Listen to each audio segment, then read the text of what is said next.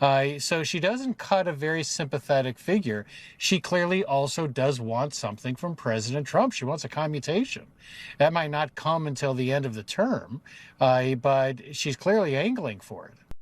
So that is a MAGA Fox News legal analyst and law professor, Jonathan Turley, who very rarely, if ever, takes positions that meaningfully critically deviate from Donald Trump and the Republicans. And here he is on Fox News, openly calling out the Ghislaine Maxwell interview, saying it's fishy and that she's not sympathetic and she's not reliable. And she's clearly angling to procure a pardon or commutation from Trump, totally torpedoing this effort by the Trump administration to settle the question of the Epstein files by releasing this redacted, limited transcript and audio of the interview. So when you lose Fox News, that's pretty bad, folks. This is not going to work out well for Trump. And we have other clips to share, but before we unpack all that, if you end up liking this video and you want to support the channel, please be sure to hit the like, subscribe, and alert bells before you go. All right, friends, we got some other clips to play. This is Jonathan Turley, again, elsewhere on Fox News. That first clip was him on Jesse Watters' show, Jesse Watters Primetime. Here he is elsewhere, again, casting aspersions and serious doubts about this release by the Justice Department. But the question is really, whether Maxwell is gaming the system. I think you have to assume that she is. She's in a very desperate situation and she wants to offer something up. But part of, I think the critics will come forward and say she knew that the only shot she has is really a presidential commutation, and that's only going to come if she clears Donald Trump. Well, you can certainly speculate to that. But the question. Yeah, you can indeed. Turley himself speculates that. Again, Turley is financially incentivized. It means he's Fox News' go-to lawyers, the Republicans' go-to attorney. And again, very rarely does he deviate from the GOP talking points. And even Turley's like, yeah, I'm not buying it. She obviously has a pretty corrupt motive here. And what's interesting is at no point do Turley or the Fox News hosts rule out that Trump would pardon or commute her sentence, which is an indictment of Donald Trump himself, isn't it? I mean, Ghislaine Maxwell was convicted to 20 years in federal prison for sex trafficking. She was Jeffrey Epstein's accomplice. Can you imagine how Fox News, how Jesse Watters, how Turley himself would react, set the legal analysis aside, but the outrage they would feel if this were a Democratic administration and a convicted sex trafficker with strong ties to that Democratic president? Maxwell and Trump were friends for years.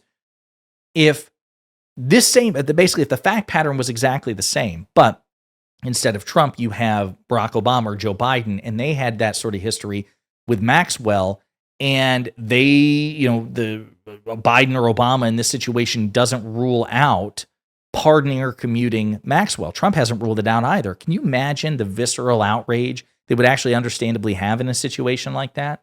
So it says something. They are calling this out, but they're doing so kind of reluctantly, and again, it says something that they won't say, and Donald Trump obviously would not pardon or commute Ghislaine Maxwell's sentence, and if he were to do so, we would, of course, condemn it in the strongest possible terms.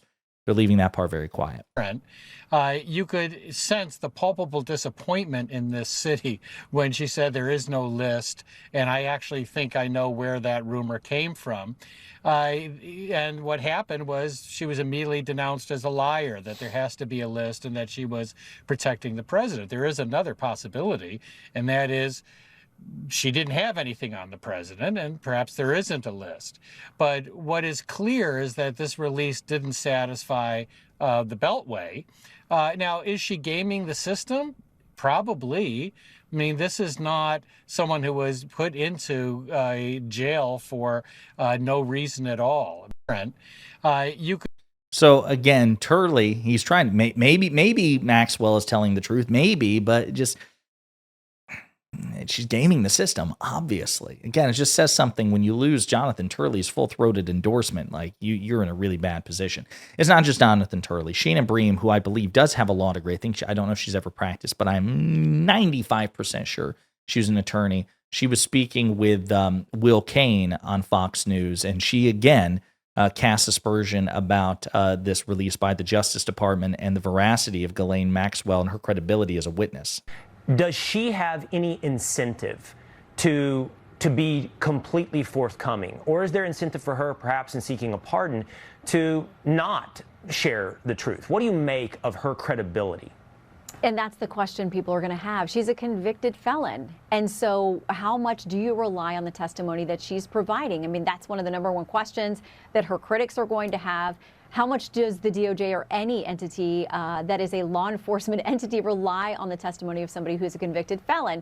So like I said, that last little tidbit that's been unearthed where she says, I never saw any bad behavior with any of these men. Now, maybe she said something to the effect, I might have a different interpretation of that if somebody's getting handsy, that kind of thing. But I didn't see anything with any inappropriate people, male or female. I just didn't see it. So that then starts to flag for a lot of people a credibility issue, because we are told from victims all over the place, I mean, dozens of them, that there were years of this stuff and that she was, by their allegation, implicit and aware of what was going on.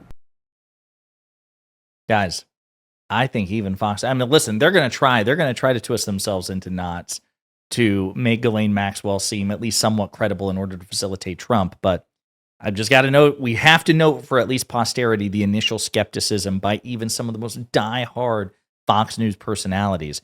Here's another one, Jason Chaffetz, who I believe used to work for Mitch McConnell and used to be a Trump critic, and then he did a fucking 180. That list may not be written down on some nice, cute spreadsheet, but it's in her head.